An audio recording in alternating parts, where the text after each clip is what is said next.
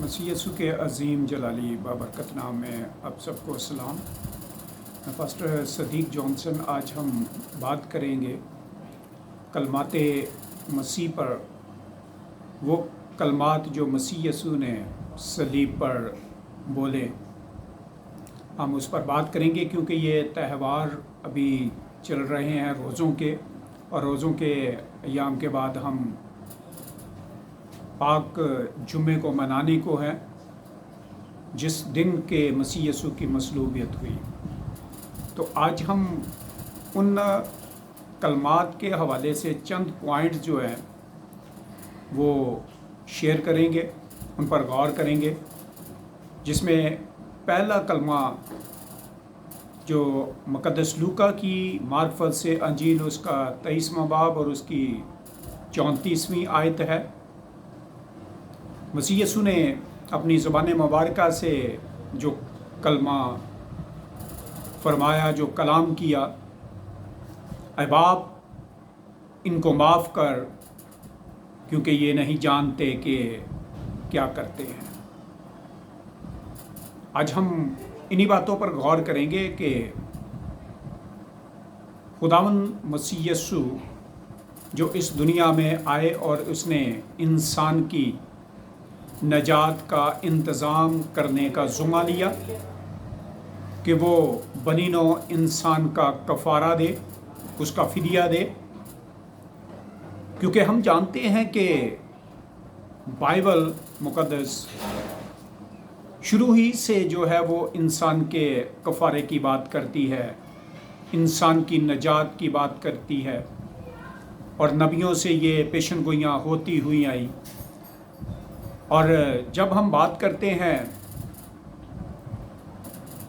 दाऊद नबी की, जिसे खुदावंद बहुत ज़्यादा पसंद करता है, और खुदावंद उसके बारे में ये कहते हैं कि मुझे मेरी मर्ज़ी के मुताबिक बंदा मिल गया, तो वहाँ पर दाऊद में होकर कलाम खुदा अपने आप को पेश करता है कि इंसान की उत्तम कुर्बानी, जिससे इंसान हमेशा हमेशा के लिए अपनी मौत और गुनाह से आज़ाद हो सकता है, वो मैं देने को हूँ।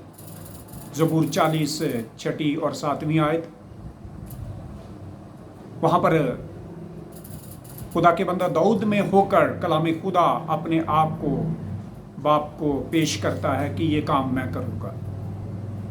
और यहाँ पर जब यही कलाम खुदा जब मुजस्सम है मसीह यीशु का नाम लेकर, वो पैदा हुआ है और मसीह यीशु के नाम ही से जाना और पहचाना जा रहा है। और जब इस नजात की तकमील के लिए वो मसलूब हो रहा है, इसमें हम देखते हैं कि मसीह यीशु ने अपने आप को खुद से पेश किया कि मैं कफ़ारा दूंगा।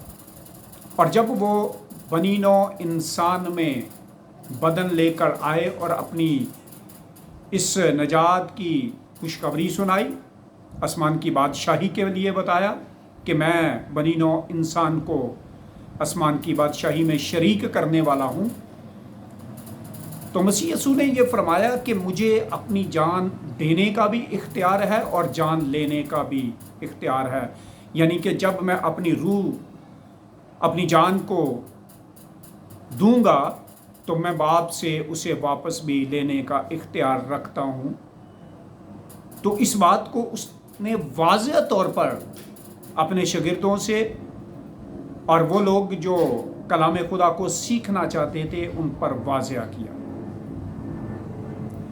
यहाँ पर हम देखते हैं कि इस्राएल ने उस वक़्त जो ये नहीं चाहते थे कि कोई ऐसी बिद्दत जो मसीह के आने से पहले जिसके वो मुंतज़िर थे, कोई भी बनी इस्राएल के अंदर ऐसी हस्ती आए और वो बनीनो इंसान को, बनी इस्राएल को गुमराह करे, तो वो इस बेस पर मसीह यीशु को भी वो समझते थे कि शायद ये आने वाला वो मसीह नहीं है, और उसको मुख्तलिफ तरीक़ा से वो जांच पड़ताल उसकी करते रहते थे और उसके दर पे रहते थे।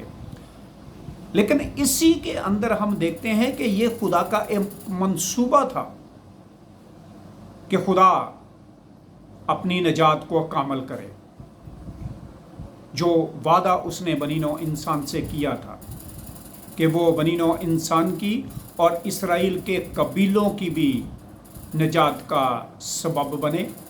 اس میں پیشن گوئی جو قائفہ کے طور پر ہم دیکھتے ہیں وہ بھی ہمیں واضح پہچان دیتی ہے کہ قائفہ نے بھی سردار کاہن ہوتے ہوئے پیشن گوئی کی کہ ضرور ہے کہ ہم میں سے ایک آدمی پوری قوم کے لیے اپنی جان دے۔ اور اسی تعلق سے مسیح یسوع کو ہم دیکھتے ہیں کہ جب وہ اس کو پیش کیا جاتا ہے پلاطوس کے سامنے، اور وہاں پر پتہ چلتا ہے کہ یہ شخص، کیونکہ وہ اس کو ایک شخصی طور پر ہی جانتے تھے، ایک انسان ہی کے طور پر جانتے تھے کہ یہ گلیل کا رہنے والا ہے، تو پلاطوس نے اس کو ہیرودیس کے پاس بھیج دیا، کیونکہ اس وقت ہیرودیس دوئم جو ہے وہ گلیل کا بادشاہ تھا، اس کے پاس بھیجا۔ اور جب اس کے پاس بھیجا تو یہ گلیل کا اس وقت کا ہیرودیس جو ہے وہ پہلے سے انتظار میں تھا، وہ مسیح کو دیکھنا چاہتا تھا، وہ یسوع کو دیکھنا چاہتا تھا، اور دیکھنا کیا چاہتا تھا کہ میں اس کو دیکھوں اور وہ میرے سامنے کوئی معجزہ کرے۔ اگر مسیح یسوع وہاں پر کچھ معجزہ کرتے تو وہ اس کو چھوڑنے کا اس کے پاس اختیار تھا، اور یہ کام پایا تکمیل تک نہ پہنچتا۔ لیکن مسیح یسوع نے وہاں پر زبان نہیں کھولی، اس پر بہت الزام لگائے گئے، کیونکہ مسیح یسوع نے یہ جان لیا تھا اور اپنے وقت کو اس کے نے پہچان لیا تھا کہ اب میرا وقت جو ہے وہ مصلوبیت کا ہے۔ اگر میں کسی طور پر بھی اپنے خدا ہونے کا اظہار کر دوں یا ظاہر ہو جاؤں تو یہ کام جو ہے وہ پایا تکمیل تک نہ پہنچے گا۔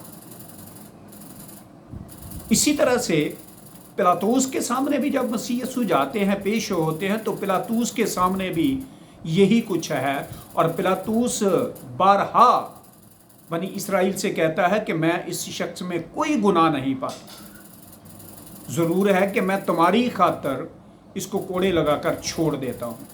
اور یہ ایک دفعہ نہیں، یہ 3 دفعہ پلاطوس نے اس وقت بنی اسرائیل کے سرداروں اور اس بڑے ہجوم سے جو اس کی مصلوبیت کا مطالبہ کر رہے تھے بیان کیا، لیکن مسیح یسوع نے نہ چاہا، اور اسی نہ چاہنے کے سبب سے پھر وہ باپ سے مخاطب ہو کر ان کے لیے جو ہے وہ درخواست کر رہے ہیں جو اس کو مصلوب کر رہے ہیں۔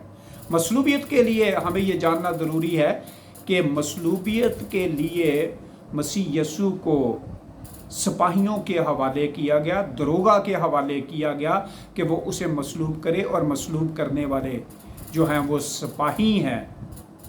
لیکن مطالبہ کس کا ہے؟ بنی اسرائیل کے ان کاہنوں، سردار کاہنوں اور ان لوگوں کا ہے جو مخالف مسیح ہیں، یہ ان کا مطالبہ ہے۔ لیکن اس کو مصلوب کرنے والے جو ہیں وہ پولیس والے ہیں، اس وقت کے سپاہی ہیں، اور خداوند یسوع مسیح یہ جان کر کہ ان کو تو علم ہی نہیں ہے کہ یہ مصلوب کس کو کر رہے ہیں، تو اس سبب سے مسیح یسوع کہتے ہیں کہ اے باپ ان کو معاف کر، کیونکہ یہ نہیں جانتے کہ کیا کرتے ہیں، لیکن حقیقت میں وہ کیا کر رہے ہیں، وہ باپ کے منصوبے کو پورا کر رہے ہیں۔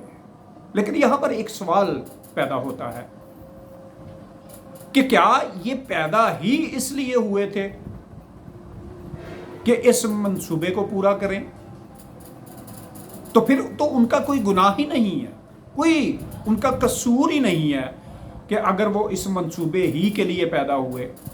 لیکن ہمیں اس بات پر جاننے کی ضرورت ہے کہ خدا انسان کے پیدا ہونے سے پہلے اپنے علم سابق سے وہ پہلے سے جانتا ہے کہ اس کی شخصیت کس طرح کی ہے، وہ کیا بنے گا، وہ کیا کرے گا، اور اسی طریقے سے جو کچھ اس کے اختیار میں ہے، جو وہ کر سکتا ہے، اس کے لیے اس کو پھر मुकर्रर कर दिया जाता है।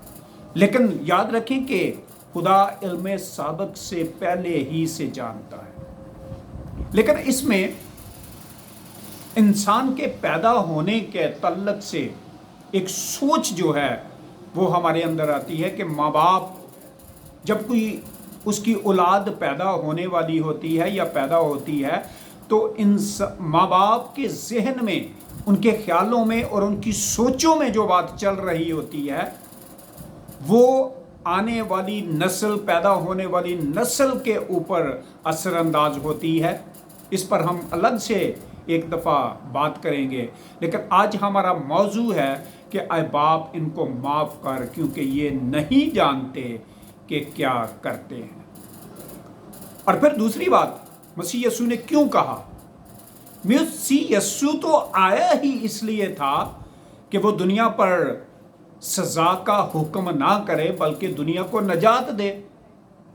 तो क्या ये जो सिपाही थे जिनमें से बाद में जाकर जब उन्होंने जाना कि ये वाक़या ही में कोई रास्तबाज शख्स है तो उन्होंने उनमें से बहुत सारों ने तौबा करके उसके शागिर्द होना तस्लीम कर लिया, उसके शागिर्द हो गए और उन्होंने मसीहत को कबूल किया और मसीहत के लिए बड़े काम भी किए। उन्हीं में से ये माफ़ी का ऐलान जो है ये बहुत असर करता है। इसलिए मसीह यीशु ने उनके लिए माफ़ी का ऐलान किया।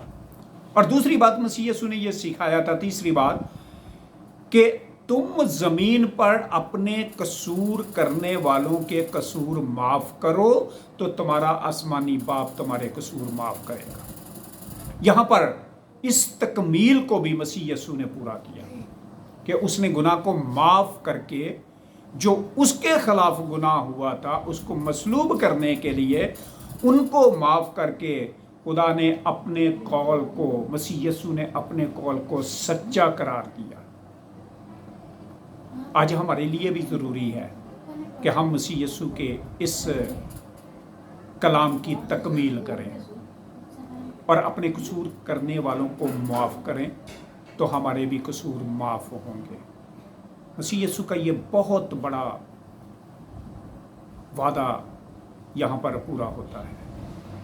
आए इसके वसीला से बरकत पाएं और इस कलाम को जब आप सुने तो कोशिश करें कि बहुत सारी ज़िंदगियों तक ये जाए। इसको सब्सक्राइब करें और इसको शेयर करें ताकि बहुत सारी ज़िंदगियाँ इससे मुस्तफ़ीद हो सकें। खुदावंद आपको बरकत दे। आमीन।